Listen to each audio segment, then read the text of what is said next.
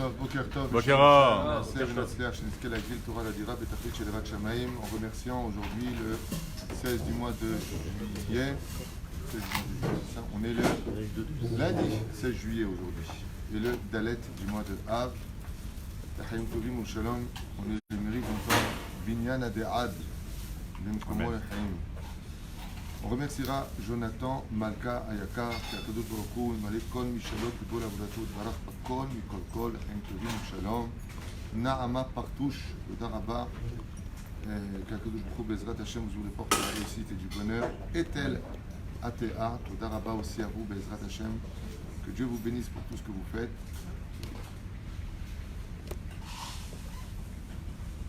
Pour Leilou Nishmat de Emma Simcha, Désiré Bat Ruchama, Enissim Beit Nakash, שנפטרו באלף באב, רוח השם תנחנם בגן עדן עליון וכל השלבים עמו. On remerciera l'élève Elfabdanim Benjamin Ganem, ce qui nous souhaite Massim Tovim Tzadik, le retour des ports du bonheur, ainsi que Steven Dahan, Anna Elna Refanalo, שהקדוש ברוך הוא ייקח לו שערי ברכה והצלחה בנושא ידיו, כל אשר לפני ישכיל ויצליח לחיים טובים ולשלום. Amen. On tourne dans la liste avec Morat Imi, Agdosha, Vateora, Chaya, Bat Miriam, Sarah Taleh, Bat Efrat Miriam, Nafa Joana, Bat Shemet, David, Chaim, Ben Noah, Ezekiel, Yitzhak, Chaim, Ben Rivka, Esther, Rachel, Valérie, Efrat, Bat Arlet, Kwika, Rivka, Asher Stéphane, Ben Moshe, Jamil, Sarah, Gisèle, Bat Louise, Léa, Bat Khaderi, Yosef, Gérard, Ben Jouli, Michael, Ben Léa, Yehuda, Ben Eliaou, Sayad, Joël, Miriam, Bat Sarah, Twitou, Aura, Bat Miriam, Zohara, Adel, Brut, Bat Laetitia, Sarah, Chaim, Aaron, Lev, Ben Rivka, Efrat, Yehudit, Yael bat Ruth Morgan, Père la Rouchale bat Neili Yohanaloski, Esther bat Sarah le Ben Zaken, Shimon, Dov, Ben Zion, Ben Bar Redoma. Foi Shlema pour Sarah bat Sassia. Que je trouve Bezrat Hashem Eratota, Achshav, Foi Shlema. Odem Peshuvatu, Ken Meir Ben Mesauda Ruth. Et son frère est parti hier, il s'appelle Rachamim Ben Aaron. Le frère de Sarah? Il est parti, c'est des... Ah, les loups Nishmat pour Rachamim Ben Sassia. Ben Sassia, Hashem Tenachanu Began Eden, Mazal Bat Simcha Atia, Viviane Ruchama Bat Mesauda, Félix Ben Esther, Rivka Bat Miriam Partouche, Dani Léon Yehuda Chaim Ben Mesauda Hajjaj, Nathan David Bardas, Serge Yehuda Ben Clémentine Gabriel, David Ben Suzanne Mazal, Esther Chaya Bat Zuza, Alem Hashem. Foi Shlema pour Yaakov Ben Shimon. Yaakov Ben Shimon. Mais kef. Donc on peut réconforter les gens et que Bémet, la Torah, qui est un feu qui a toutes les possibilités, avec le feu est capable de rentrer dans toutes les matières, et c'est un feu qui est spirituel aussi. Il soigne des problèmes de ce monde et il soigne des problèmes spirituels. Il est bon pour les vivants et il est bon pour les morts. La Torah, Cherev Pifiot Be'adam, elle a deux possibilités à l'infini. Chen Bezrat Hashem, qu'elle nous réconforte, qu'elle nous donne la force de continuer malgré toutes les épreuves et que nous soyons toujours conscients que le désespoir n'existe pas. On est dans le Sefer Amidot de Rabbeinu. J'ai demandé à Cher Cohen et Yakar, on fait la halachot de Shabbat de Tchabéa, où est-ce qu'on fait? Mais Sefer Amidot, aujourd'hui c'est lundi, normalement Sefer Amidot. Et il m'a dit Sefer Amidot. Donc on restera. Si on travaille nos midot, normalement, il y a pas. Parce que si on travaille nos midot, normalement il n'y aura pas de problème. Tov. Ok. המסתכל בעקבה של אישה ובאשתו נידה, אבי בנים שאינם הגונים. Alors, une fois de plus, nous sommes avec le Shara Banim, les enfants. Et vous savez que les enfants sont les garants de notre existence dans le monde de la Torah. On a un jeune là-bas qui dit c'est grâce à moi que le monde vit, si tu veux. Hein, Yosef. Aval, il y a trois niveaux au niveau éducatif sur lesquels nous devons faire extrêmement attention et tenir compte. Le premier niveau ne nous concerne pas parce que nos yeux n'arrivent pas à atteindre la compréhension de ce niveau. C'est qui est notre enfant dans sa réincarnation. Ça nous dépasse. C'est-à-dire que quand le Créateur du monde nous envoie un fils dans ce monde ou une fille, son âme vient d'une histoire préhistorique par rapport à sa naissance. Et le raisonnement d'Hachem ne correspond pas au raisonnement de l'homme. Ce qui fait que quand cette Neshama vient dans ce monde, elle vient réparer quelque chose que nous, on ne connaît pas.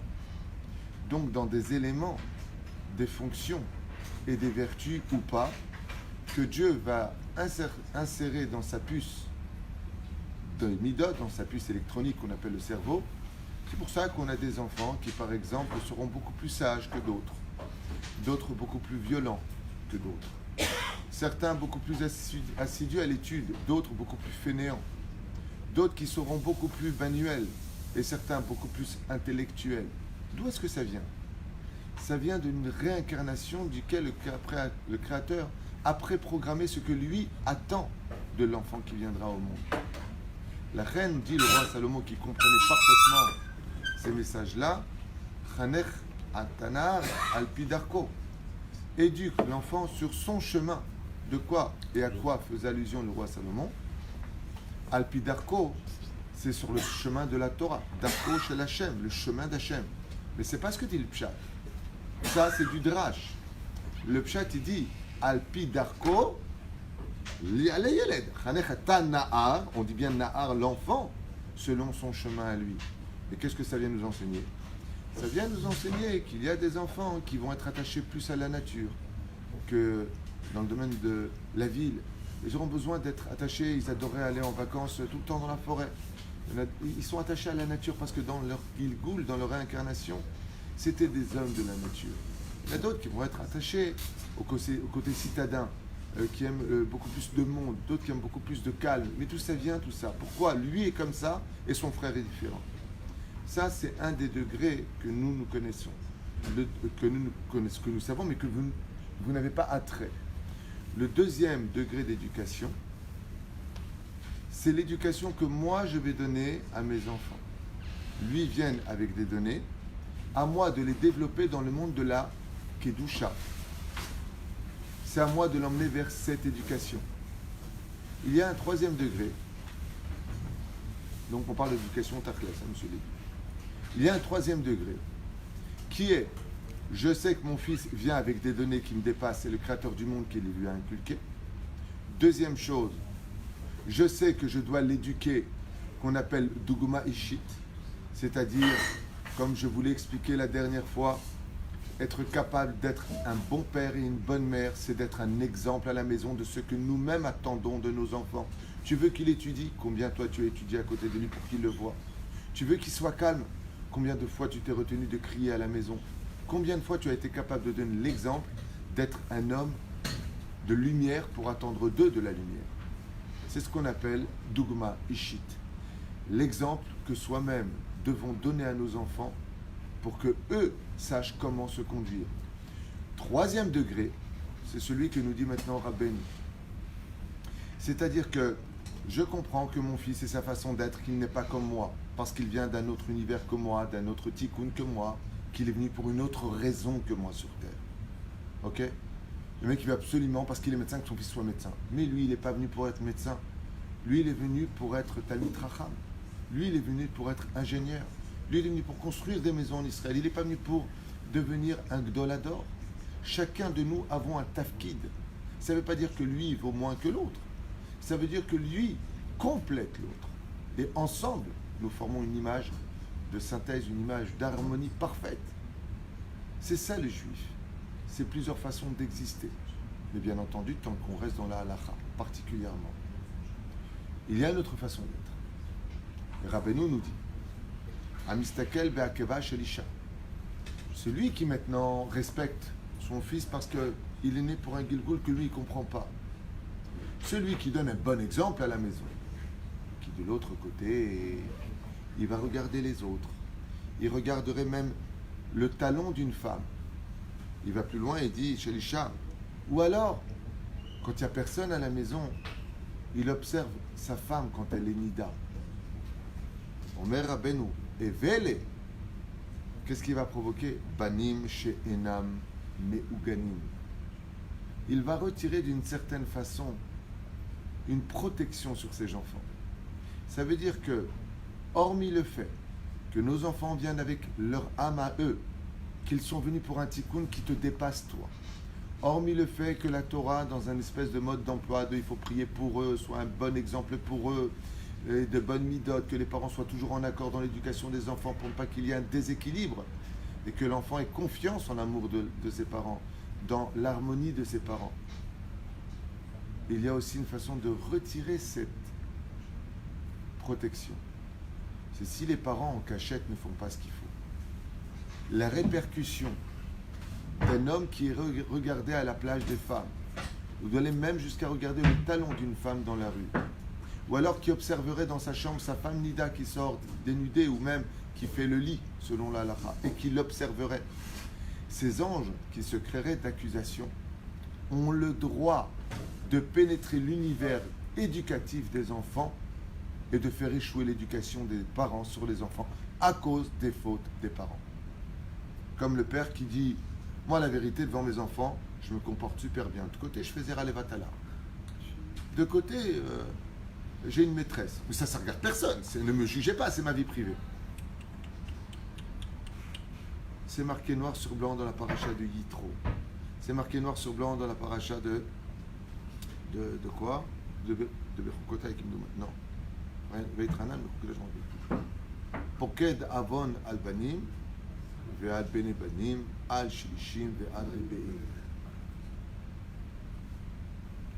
Le Créateur du monde reporte la faute des parents sur les enfants. Ce qui fait que quand tu veux réussir à éduquer tes enfants, et que tu viens dire souvent, mais moi je ne comprends pas la vérité. Je vous ai bien éduqué, je t'ai emmené au Talmud Torah, je t'ai fait ceci, je t'ai fait cela. Et que de l'autre côté, la maman, elle est sur Internet, en train d'essayer de vendre ses charmes. Et que de l'autre côté, le papa, il est avec des choses incestueuses. Il ne pense pas, dit Rabbi Nachman, dans son livre le Sefer Hamidot, que ça ne va pas toucher l'éducation de tes enfants. Ne t'étonne pas de voir tes enfants sortir de la Torah. Ne t'étonne pas d'entendre que tes enfants maintenant répondent mal dehors. Tu as une responsabilité qui est reliée ou à sa réincarnation, ou à un mauvais exemple de parler toute la journée de la Emouna et à dire aux autres ce qu'il faut faire alors que toi-même tu n'en as pas. Mais tu espères que tes enfants sauront surmonter tes propres échecs. Donc tu attends d'eux des résultats. Allez, moi je suis un naze, mais toi, réussis. Papa, pourquoi moi je réussirais plus que toi? Surtout que toi, tu es né à la belle époque. Tu as déjà plus de 50 ans. Papa, tu as plus de 40 ans. Tu as vécu les belles années. Nous, les enfants des temps modernes, on vit des années extrêmement dures. Rien ne va plus. Financièrement, c'est une catastrophe. Le boulot, il n'y en a pas spécialement. La faute est tapie dans nos poches et dans nos portables à tout moment. Vous n'avez pas connu ça. Vous avez eu un monde d'éducation où il y avait le respect des parents que tu ne regardais même pas dans les yeux. Nous, on nous a appris que ton père, s'il ose te menacer, tu le vends à la police. La minime et la machine mathétique va. Nous, on a grandi dans une éducation, on fait de nous des réchaïm dans l'éducation. Dans l'éducation, on fait déjà de nous des réchaïm. Papa, attention, tu lèves la main sur moi, je te vends à la police. Un fils qui vend son père à la police. C'est comme ça qu'on éduque dans les écoles nos enfants. Tu ne peux même pas oser le corriger en public parce que ton fils te manque de respect. Tu le prends par le bras, en le levant du sol, en lui mettant ça suffit, tu as tout le monde qui te regarde comme ça. Attention, on t'appelle la... La Mishtara. Ouais, la Mishtara, non. La Revacha. Hein? L'assistante sociale, on va te retirer tes enfants parce que tu essaies de courager. Les enfants, ils naissent dans cette éducation. Aval, dit Rabbeinu, fais attention. Il y a un troisième palier. J'ai connu un homme qui s'appelait Yitzhak. Il vient d'une descendance extraordinaire de Baba Saleh. Et quand je travaillais là-bas au Kever, ce garçon était pratiquant, mais il est pratiquant en vitrine. De côté, il n'était pas vraiment pratiquant. Et un jour, j'ai eu le bonheur, le srout extraordinaire de rencontrer son père.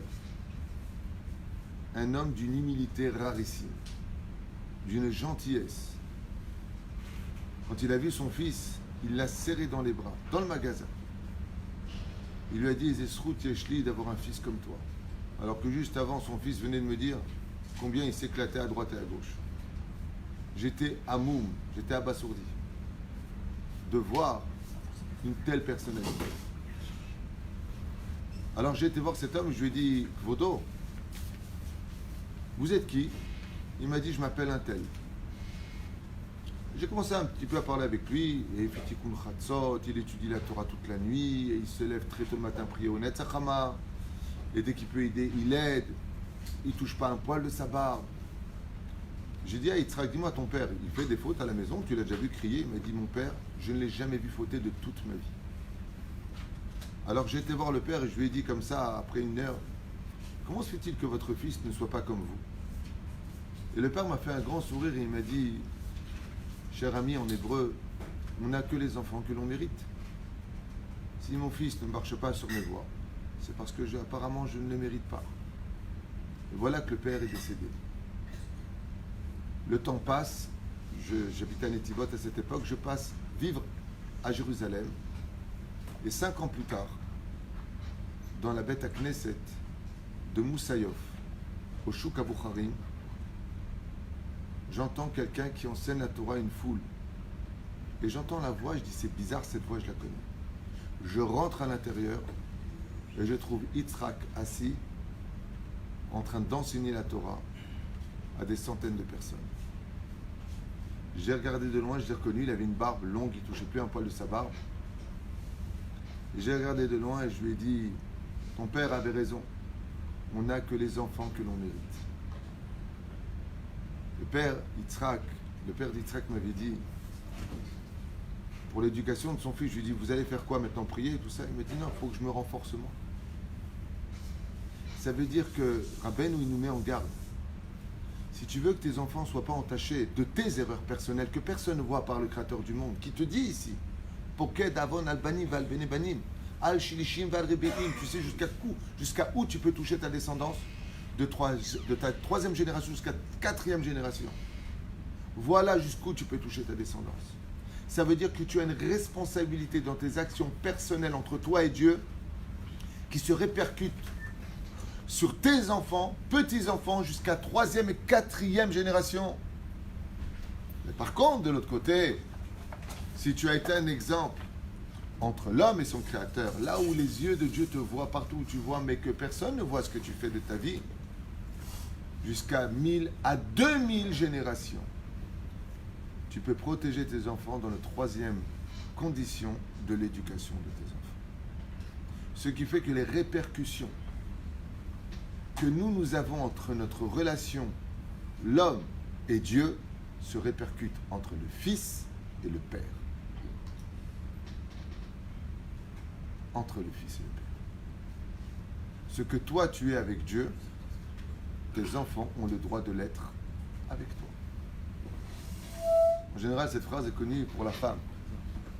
Rabbi Nachman, dans un autre de ses livres qui s'appelle le Likutei Moharan, dit que la relation entre un homme et sa femme, c'est la répercussion de la relation entre un homme et son créateur.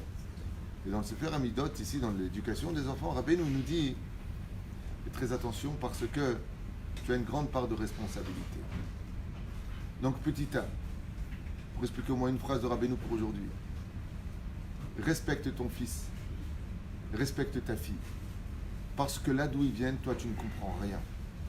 Tu ne sais pas ce qu'ils sont venus réparer. Et tu ne sais pas ce que Dieu a besoin d'eux et attend d'eux par rapport à ses plans divins à lui. Ça ne veut pas dire, attention, que tu dois les laisser faire ce qu'ils veulent, regarder ce qu'ils veulent, aller là où ils veulent et s'habiller comme ils veulent. Je n'ai pas dit ça. Ne confondez pas. Mais respectez ce qu'ils sont. Parce que si vous avez été eux, vous auriez été eux. Peut-être encore pire qu'eux. Donc respecte. T'es pas eux. Al tadun et travercha. Ne juge pas. Facile de dire à sa fille de 15 ans, mais regarde toi, quand tu as 50 ans aujourd'hui, et si abracadabrak, tu avais toi aussi 15 ans, comment tu serais si tu étais une fille? Et que dans la société, si tu n'es pas à la mode, on ne te prend pas comme copine.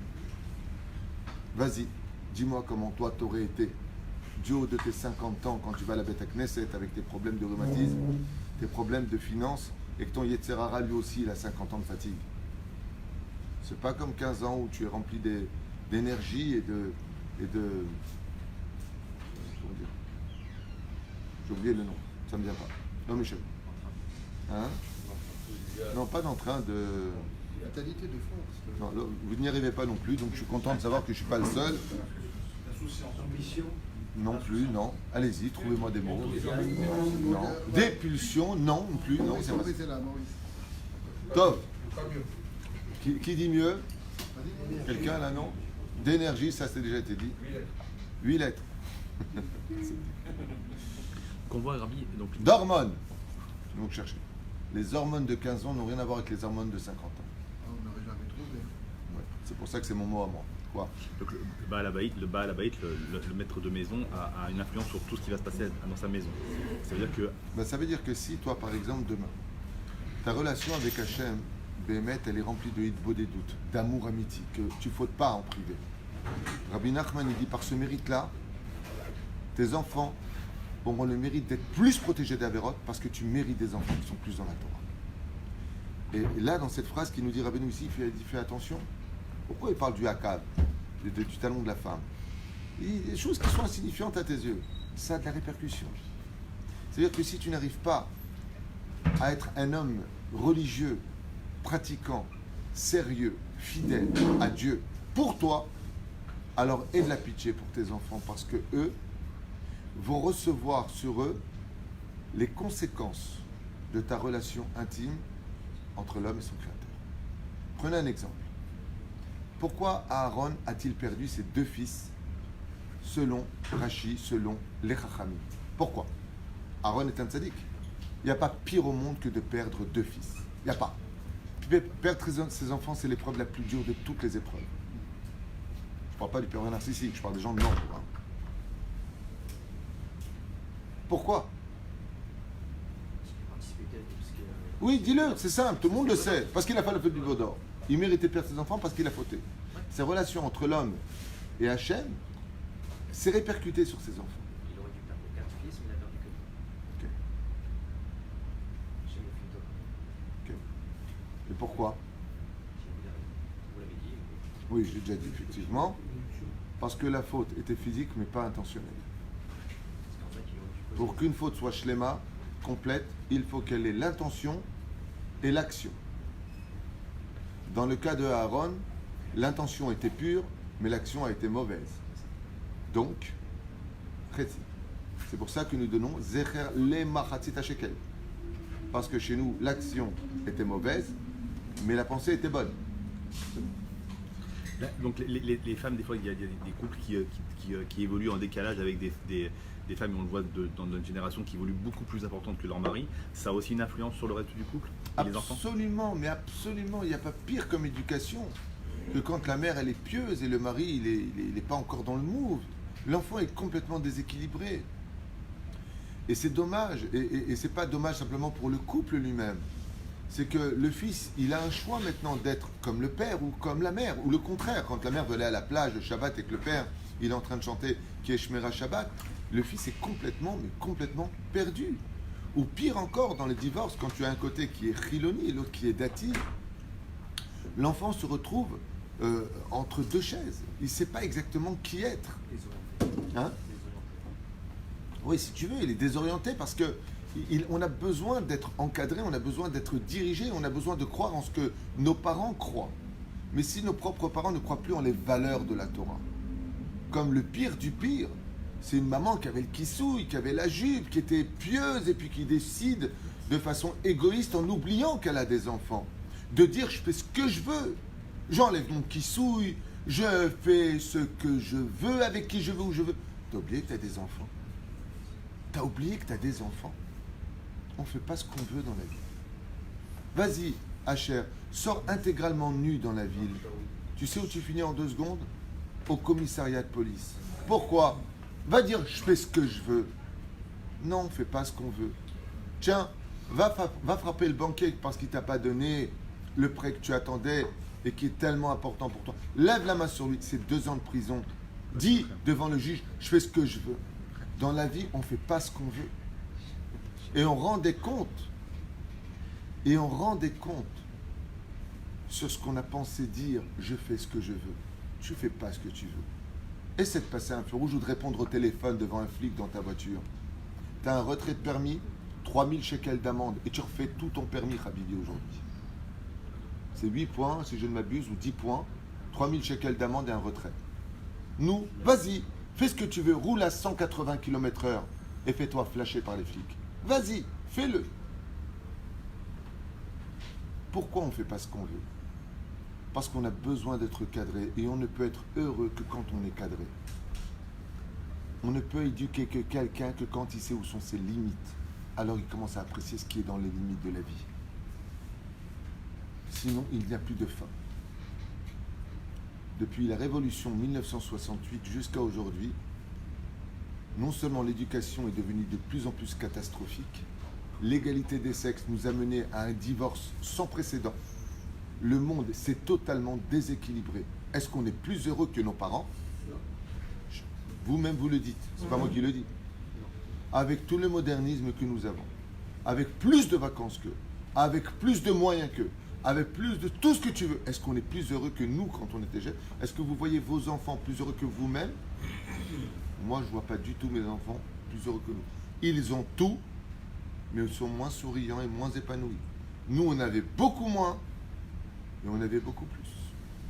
Avec nos Pac-Man à 1 franc la partie, avec nos flippers à 2 francs la partie, on était plus heureux que ce que eux possèdent sur leur portable, maudit portable, et tout ce qui va avec. Alors je sais que je vais me dire maudit portable, mais quand même on voit le cours, c'est d'un gamour.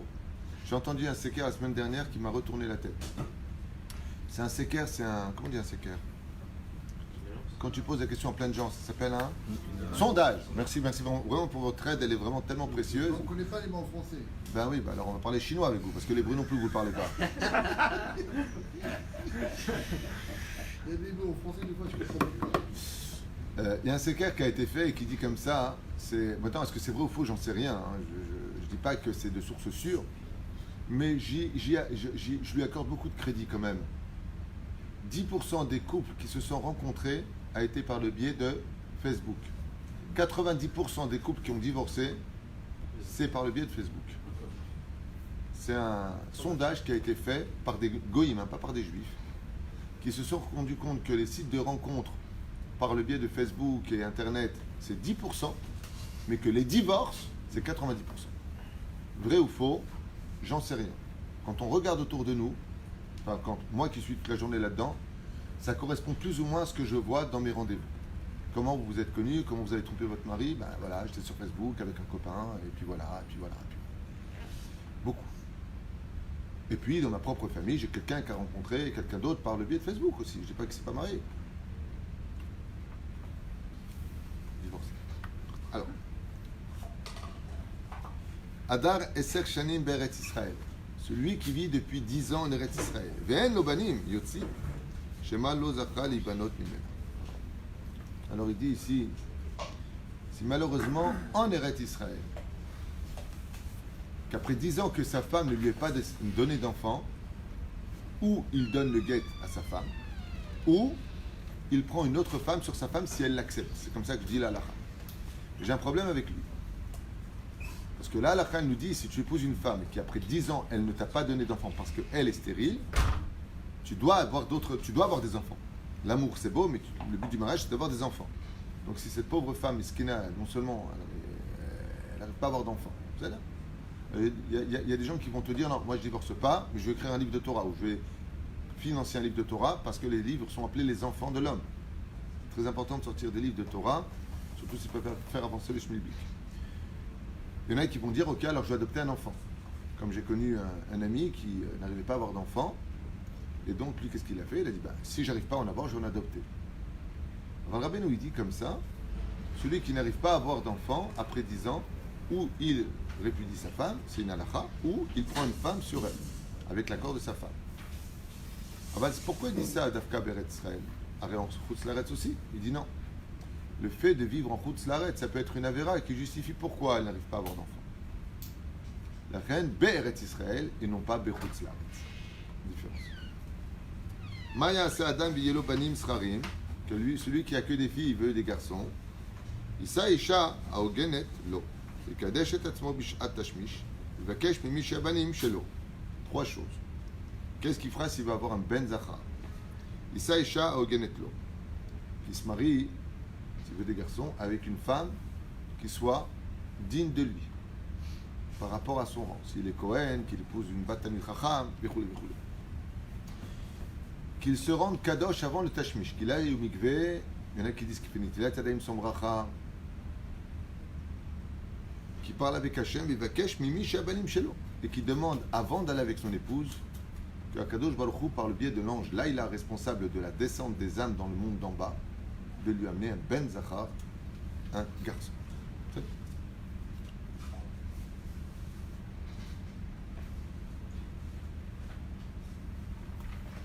On avance.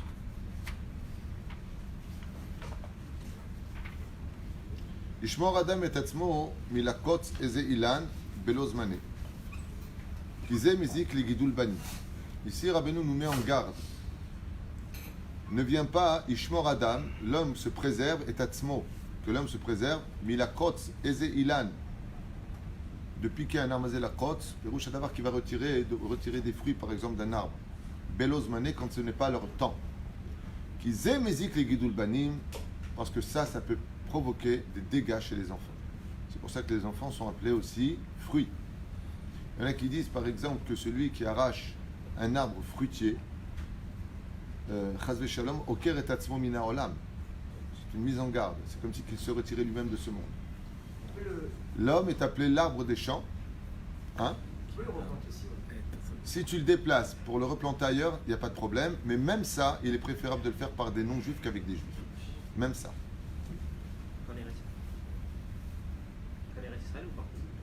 Partout. Que le fruitier. Un arbre. Que le fruitier, oui. Un arbre fruitier. Oui, oui, un arbre fruitier. S'il est sérach, s'il ne donne pas de fruits, il n'y a pas de problème. Celui qui veut des enfants, qui soit, jamais ils manqueront de rien. Baalé Rocher. Ils seront toujours à l'aise. Vous voulez ça? Baalé Chochma. Demain, là, Celui qui veut des enfants qui soient bien, que Dieu veille sur eux particulièrement dans leur parnassa. Qu'ils soient remplis de sagesse. Et qu'ils soient remplis de récits. Ça veut dire on va raconter sur eux, waouh, tu sais lui, oh là là, ce qu'il a fait. Ça s'appelle Balé Agada. Ils sont pleins de légendes, ces enfants-là. Rabbeinu nous dit, c'est dépendant d'une action. Tu veux des enfants qui manquent de rien? Tu veux que tes enfants soient sages? Tu veux qu'on raconte plein d'histoires sur tes enfants comme exemple pour les générations? Omer Rabbeinu, Kol Arodef Tzedaka, tout celui, pas qui donne de la Tzedaka, qui est Rodef Tzedaka. J'en profite pour me mettre dedans. Qui va voir avant le 10, le Rav Tutu. Ça va pour les Avachim, vous avez ce qu'il faut? Ouais. Iske Shabanim Shelo. Il aura le mérite par ce mérite-là d'avoir donné de la Tzedaka, mais pas donné de la Tzedaka. Rodef, Mazé Rodef, celui qui poursuit de la Tzedaka, qui recherche comment faire de la Tzedaka. Rabbeinu, il dit qu'il sache que son salaire reviendra tout de suite sur ses enfants. Tu investis dans le monde de la Tzedaka, tu aides la Torah à vivre, tu aides les pauvres, tu aides les gens qui n'ont pas Shabbat, tu donnes ce qu'il faut. Chayecha, que Akadosh Baruch Hu veillera à ce que tes enfants ne manquent de rien, qu'ils soient remplis de sagesse et qu'on aura beaucoup de choses à raconter sur eux de façon positive. Rodef Tzedaka. Ça valait le coup rien pour ça d'entendre ce coup. Dans cette génération, c'est pas Minastam. On a lu pendant l'Haftara une partie de la Tzedaka, comme c'est marqué dans le prophète. Comment on va libérer Jérusalem? Les prophètes ils nous disent comment libérer Jérusalem? Comment faire en sorte que le Beth Amikdash se reconstruise? Et comment libérer Jérusalem? Yerushalayim bitzdaka tipade. Jérusalem sera libérée par le biais de donner de la Tzedaka. C'est une des raisons pour lesquelles quelqu'un un jour m'a dit: je comprends pas, Jérusalem c'est une des villes les plus pauvres d'Israël. C'est une des villes où il y a le plus de pauvres, plus qu'à Bnei Brak. Là-bas, pour qu'on fasse de la Tzedaka. Va à Miami, tu dis voilà, je voudrais faire de la Tzedaka. Lequel, le mec qui a la Ferrari ou la De Tomaso? Celui qui a la Porsche, celui qui a la Mercedes. Quand tu viens dans une ville, je crois qu'il y a beaucoup de pauvres à Miami, ils sont simplement cachés. Si un pauvre demande de la Tzedaka dans la rue, il est arrêté en prison. Vous savez ça? On interdit formellement de montrer la pauvreté de la ville. Et c'est pareil à Los Angeles. Et c'est pareil à New York. Les pauvres de New York doivent descendre en dessous du métro, ils ont une ville à eux. Ils ont des lieux pour eux. À Los Angeles, ils sont derrière downtown, c'est-à-dire derrière la zone industrielle. Et à Miami, ils sont en dehors de la ville et n'ont pas le droit de se montrer pour ne pas montrer la pauvreté de la ville. Style, ici, tout le monde réussit. Alors que dans le judaïsme, les gens qui sont handicapés, les gens qui sont pauvres, ils sont dans la rue avec le monde social. Pourquoi? Parce qu'ils font partie de la société. Parce que c'est grâce à eux que nous, on rachète nos fautes et que nous, on montre qu'on a de la hardoute pour nos frères qui n'ont pas. En Israël, les pauvres sont au même niveau social que les riches. Et c'est pareil à Los Angeles. Moi, j'étais à Los Angeles. À droite, c'est les riches, à la synagogue.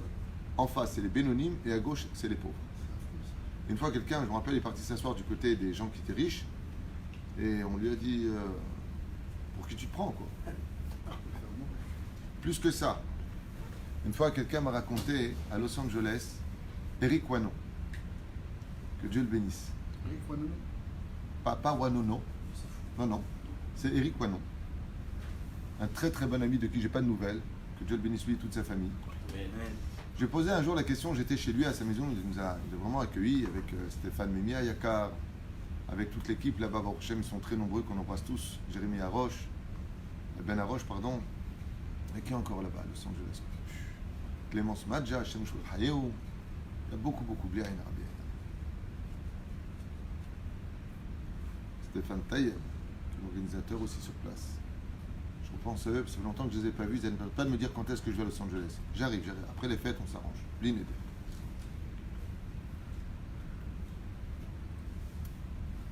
Si quelqu'un dans la rue ne paye pas son PV, m'a dit Eric Wanon, il est grillé dans toute la rue.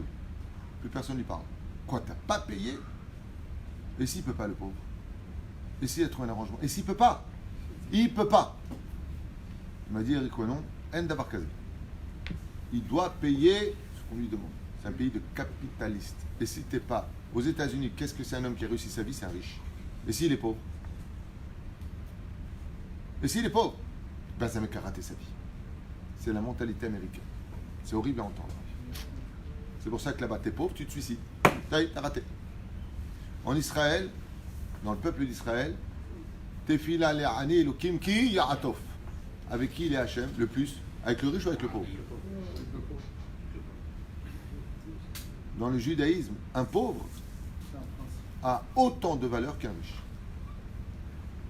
À un tel point que la Mishnah dans le Masechet Avot nous dit que ta maison soit toujours ouverte pour les pauvres. Ve'yu aniyim bene betecha. Que les pauvres soient toujours la bienvenue dans ta demeure. Toujours. Là où il y a un pauvre, tu peux être certain qu'il y a la shrina. Regardez dans le judaïsme jusqu'où ça va. Jusqu'où ça va. Il y a 4 personnes de qui tu dois toujours t'empresser de prendre une bracha. 4 personnes. Et retenez-les. Vous voulez la bracha? Cherchez ces 4 personnes-là. Et vous serez bénis par le Créateur du monde. Petit 1.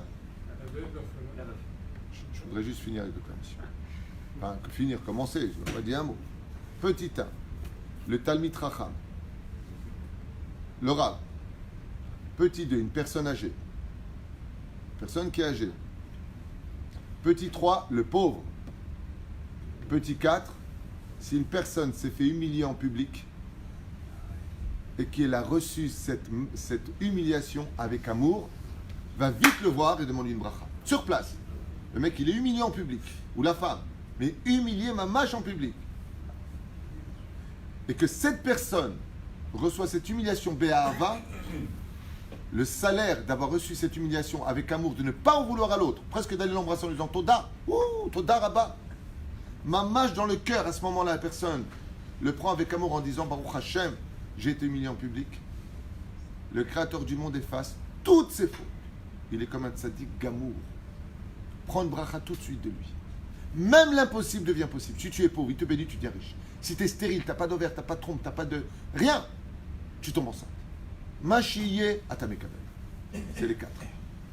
À part cela, les Chachamim nous auront commencé à rajouter en disant la veuve, parce qu'elle a un cœur brisé, mais ça rejoint qui? Le pauvre. C'est pour ça que l'orphelin, le pauvre, sont compris dans le Hani. Ça veut dire le cœur brisé. Ah ben les 4, c'est ceux que je vous ai donnés. Prends la bracha d'un Talmid Chacham, parce qu'il a le mérite de la Torah avec lui. Prends la bracha de... C'est pas bon, Talmid Chacham, on a dit dedans. Prends la bracha d'une personne âgée. Là où tu vois une personne âgée, S'il a tellement vécu, c'est qu'il a beaucoup de mérite. Troisièmement, prends la bracha d'un pauvre. Une personne qui est très pauvre, un vrai pauvre, pas le mec qui te demande, t'as pas 100 balles, il a 4 boutiques à Tel Aviv. T'as un vrai pauvre qui vient te voir. En général, les vrais pauvres, c'est simple. Ce sont ceux qui n'osent pas demander. Les vrais, ce sont ceux qui n'osent pas demander. C'est comme les riches. Comment tu peux savoir si une personne est riche? C'est très simple. Regarde une boîte de tzedaka, de là tu apprendras c'est quoi un riche. Ma Kesher, c'est un enseignement de mon Rav, le Rav Ari Garbian. Il m'a dit, tu vois une boîte de tzedaka, quand il y a quelques pièces dedans, tu la secoues, ça fait beaucoup de bruit. Mais quand elle est pleine, ça ne fait pas de bruit quand tu la secoues. Il m'a dit, un vrai riche, quand tu le secoues, tu n'entends rien. Mais quand tu vois des gens qui disent moi, et moi, et moi, c'est qu'il n'a rien du tout.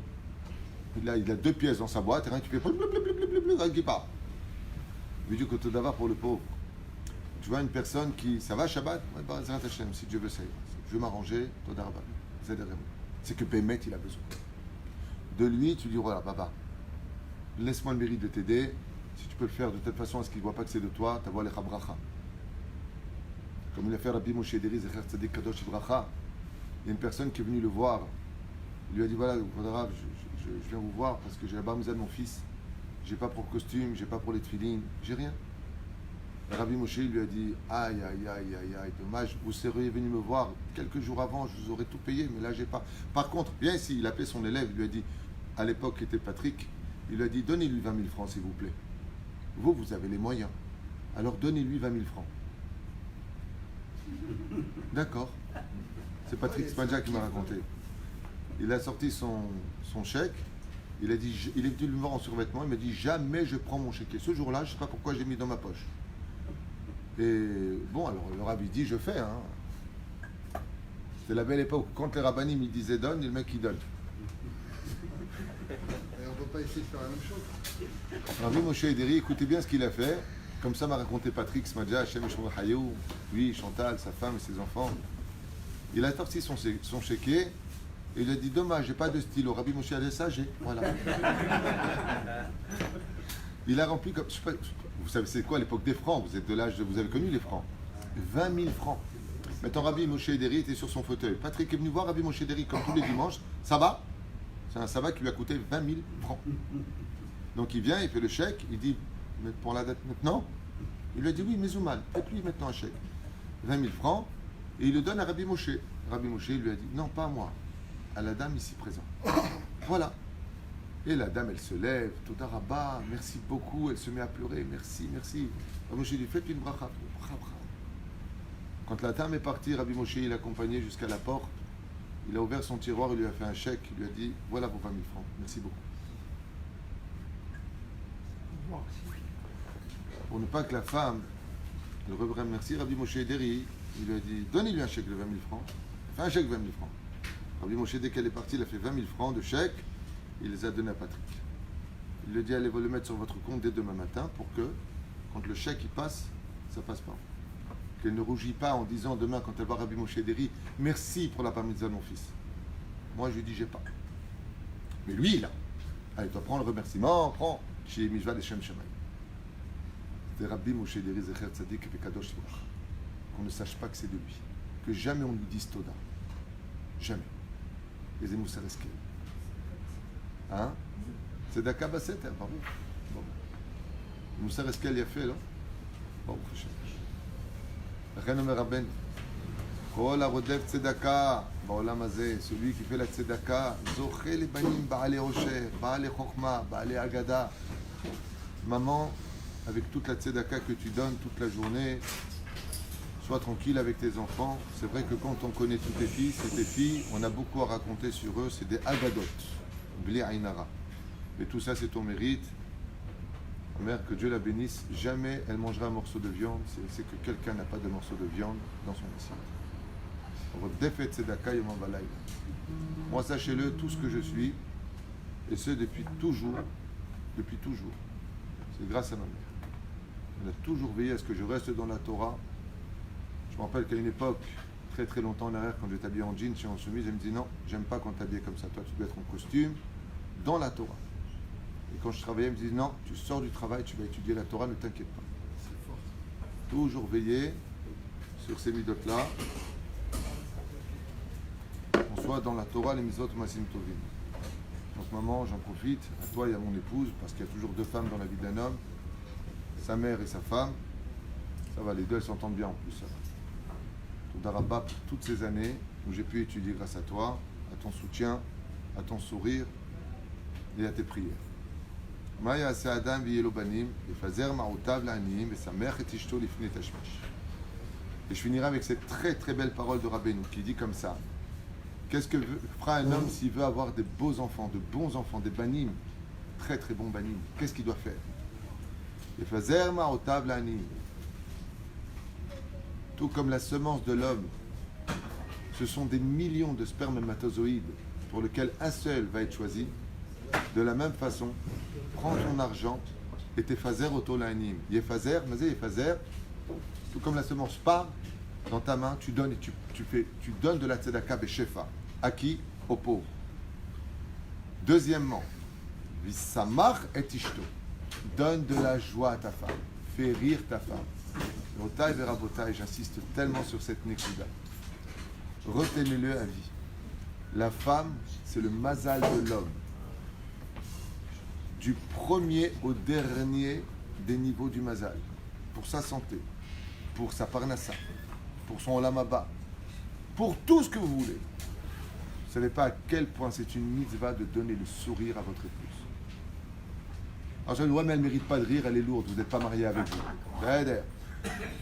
D'abord, on n'a que ce qu'on mérite. Excusez-moi. Et de l'autre côté, je finirai juste par vous dire une chose. On ne te demande pas de faire de l'autre quelqu'un de parfait. On te demande à toi, est-ce que tu as fait ce que toi tu devais faire? Alors fais ce que tu dois faire, qu'elle le mérite ou pas. Donne le sourire à ta femme. Omer Rabben.